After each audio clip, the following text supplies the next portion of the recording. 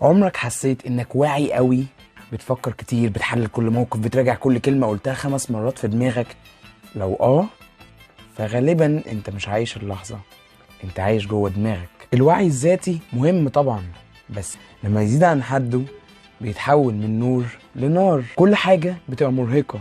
ليه قلت كده؟ طب هو فهمني صح؟ طب هو انا بضحك طبيعي؟ طب انا شكلي غريب؟ انت مش بتفكر كتير، انت فاتح سينما في دماغك والتذكرة يوميا ببلاش. انا ماليش علاقة بالإفيه ده وبخلي مسؤوليتي عنه، لان انا هو اللي اقترح عليا مش انا اللي قلت. يا سلام بقى لو دخلت في دوامة انا اصلا ليه كده، تبص تلاقي نفسك مش عارف تستمتع بحاجة، ولا خروجه ولا شغل ولا حتى النوم. الوعي الزايد ساعات بيقفل علينا الحياة. علشان كده مهم قوي نعرف نوقف دماغنا شوية ونعدي، نضحك ونغلط ونعيش. مش لازم تحل كل حاجة، بعض الحاجات محتاجة تتحس مش تتحلل.